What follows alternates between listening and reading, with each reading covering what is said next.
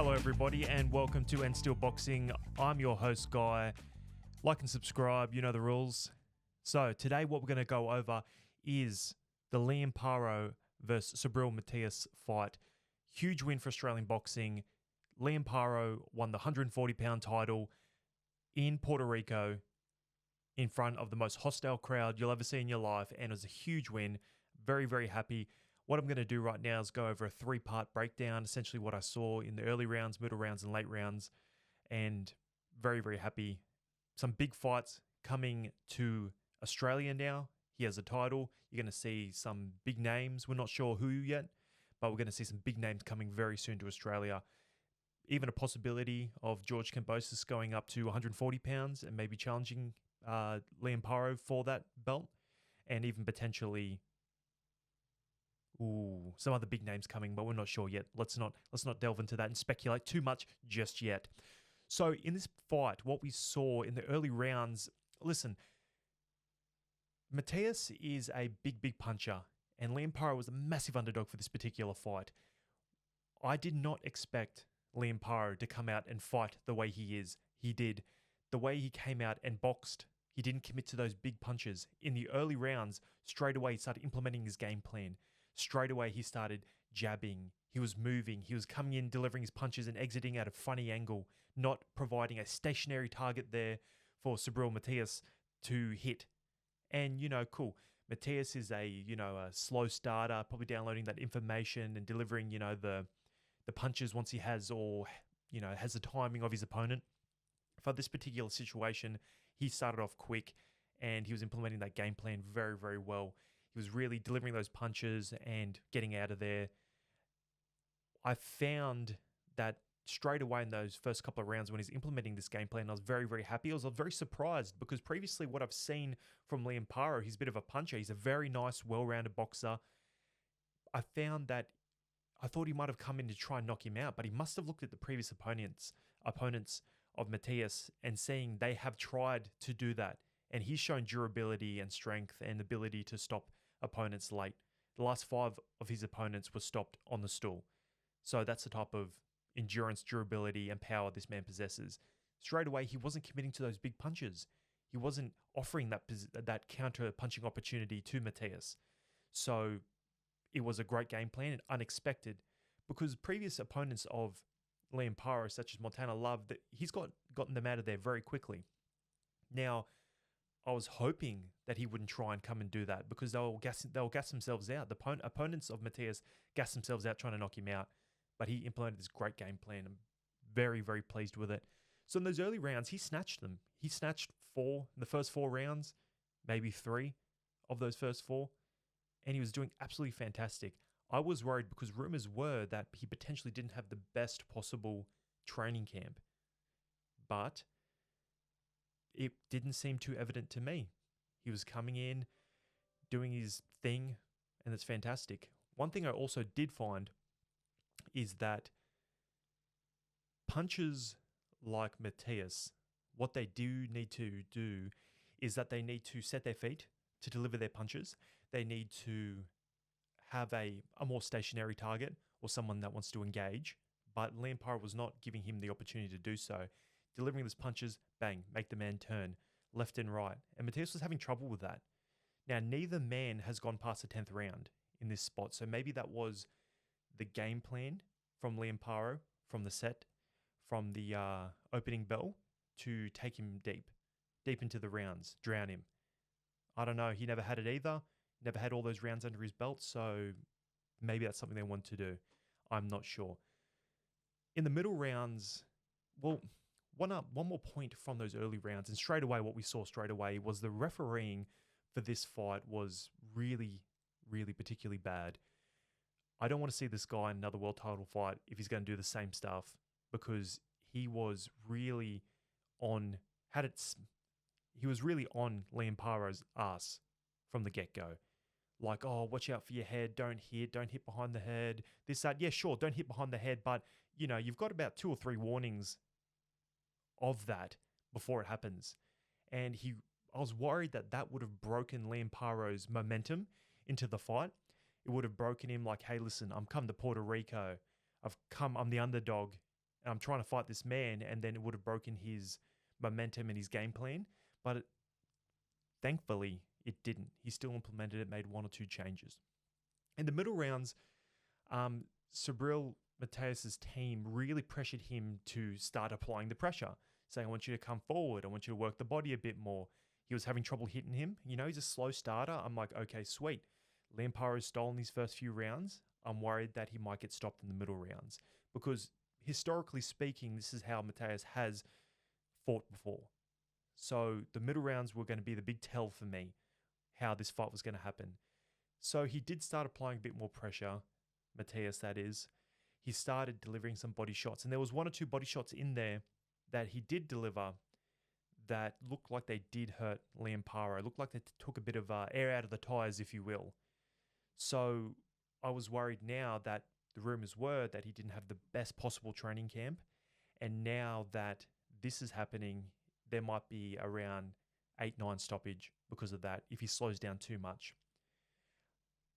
I found that during those middle to later rounds, I don't know if he was feeling if Matias's power was dropping off a little bit because he was getting gassed, but the movement kind of stopped and it wasn't as much, or maybe he was feeling comfortable on the inside, but he was exchanging a lot more with Matias, which I was worried about because the man has power. He has ability now to set his feet, deliver those nice counters with power into the body, into the head. Liam's remained disciplined defensively, and he didn't seem to be caught with those big punches. Now, this man was also against the crowd. Liam Paro probably had 10, 15 fans in there, people that he brought from Australia, and every little punch that Matias would land, the crowd would go ballistic. They'd be cheering, they'd be going crazy, and I'm sitting here, I'm like, oh, it was actually tilting me at one stage in the sense that there's nothing to it. That was a jab. Yes, the man landed a jab. Fantastic. And they're going crazy. They wanted the stoppage. Puerto Rico, they love their boxing and they're massive fans, and I'm happy with that. But I was worried that this would affect the judges. And the judges would be like, oh, that was a good shot. Or if they half saw it or it was a bad angle, yep, that must have been a good shot. And for it to, if it was a swing round, maybe the crowd could have swung it towards Matias. Historically speaking, you go into a man's backyard, the crowd's against you, jet lag, you're in an unfamiliar environment. A lot of things go against you in this sense. So it was worrying. I was low-key worried that the referees and the judges may have done something dodgy. In those middle rounds as well, again with the referee, what they did was they took that point from Liam Paro for a strike behind the head in the clinch, I believe.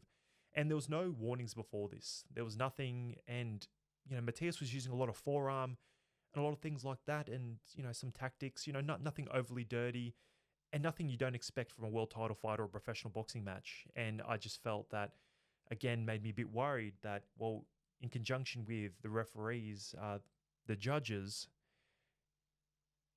thinking that he was doing more, Matias was doing more, and then a point deduction, that may have been a deciding factor. And I would have thought if he did lose, it would have been a robbery because the man was being outboxed.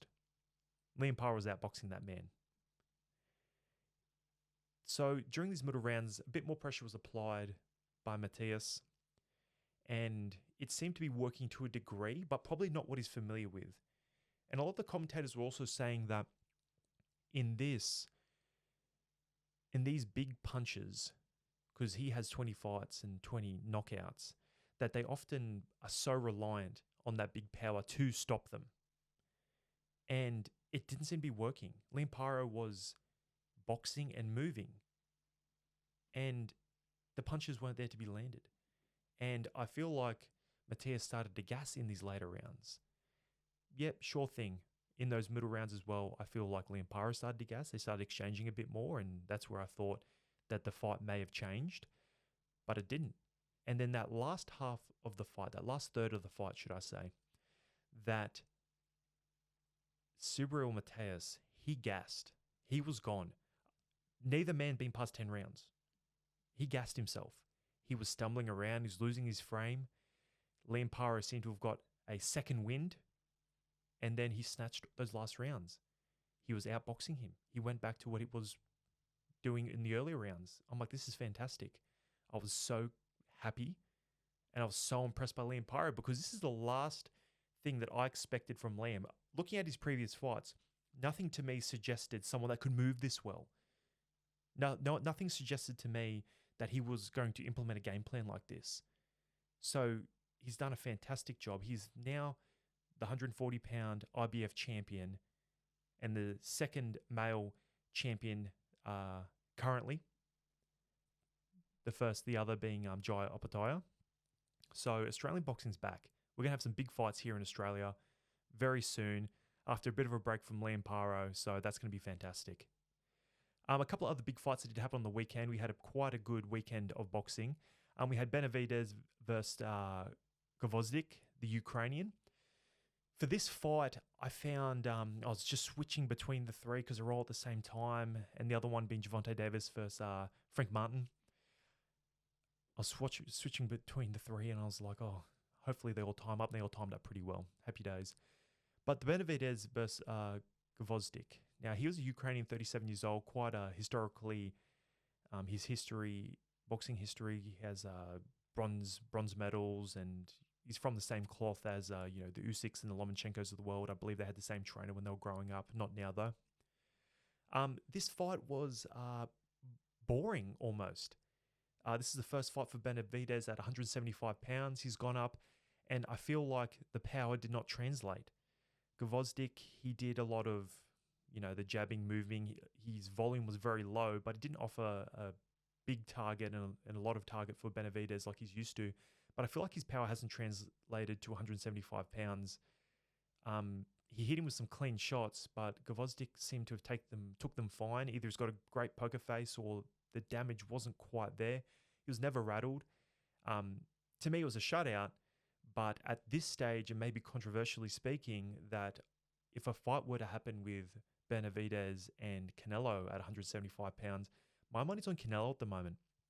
Benavidez, I feel like, would give Canelo a lot of opportunities to counter, and he has quite heavy hands and great counter fighter, great body shots.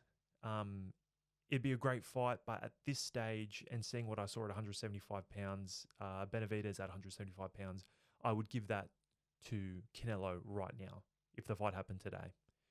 Just the power didn't translate, and it may be a situation where he might have to grow into it a little bit in that weight, but we'll see how that pans out. And the other great fight to happen that day was Gozdyk Davis versus Frank Martin.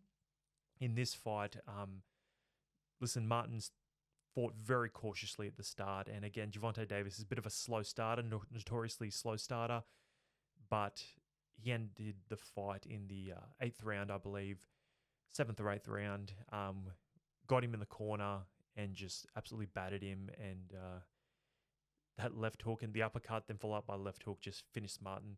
Right now, Gozdyk Davis might be number one pound for pound. It'd be between him and Usyk, 1A, 1B.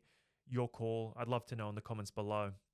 But at this stage, I don't think anyone's beating Gozdyk Davis. The big fight that needs to happen right now is Lomachenko versus Gozdyk Davis. Now, this is an interesting fight. Though Lomachenko is a bit long in the tooth, a bit old, I feel like he's going to offer quite a few problems for Gozdyk because the man's 1-for-1. Lomachenko's 1-for-1 in his skill set and his style. The only people that have really beaten Lomachenko are people that not necessarily outboxed him, but they outmuscled him. So if you look at the last two that are probably the most relevant, you have Devin Haney, which was a very big fighter for his weight. He really he can blow up quite a lot, rehydrate quite a lot. And the same as Teofimo Lopez. He's actually quite big for his weight division as well. So these guys, sure, they're good boxers on their own, but they really outmuscled Lomachenko. With that fight, I would still probably give the edge to Gozdyk Davis. However, Lomachenko is going to offer certain stylistic challenges for him because you can't really get sparring and training like that. And because I feel like Gozdyk Davis is almost unbeatable at this stage, I would love to see how a master boxer with such a high boxing IQ, with great feints on for himself, Lomachenko, how he would take this fight, how he would fight this. I don't think he'd be so susceptible to all Tank's feints and his pull counters as a lot of other fighters. Perhaps I feel like that Lomachenko, his big advantage here is obviously really good footwork, and his jab is a lot better than Gervonta Davis's. But Gervonta offers that power to end the fight at any stage, and he offers a great delivery system. However, it's the big question that you ask is how Gervonta is going to deliver that against someone with such a high boxing IQ that will see this. They will see the pull counters that he does and see how he counters that. And he'll see it, and their team would have seen that. If we're seeing it, they would have. And essentially, it's going to be very interesting to see how he will counter that. And he probably won't be there for those counters from Gervonta Davis. So it's very interesting. Great weekend of boxing. Liam Paro, the new Australian champion. Benavidez, question mark whether or not he has the power for 175 pounds. And Gervonta Davis versus Lomachenko is a very interesting fight. I'll be very interested to see it this year, hopefully at the end of the year. All right. Well, that's that. Congratulations to all those winners. I will see you guys on the next podcast. Until then.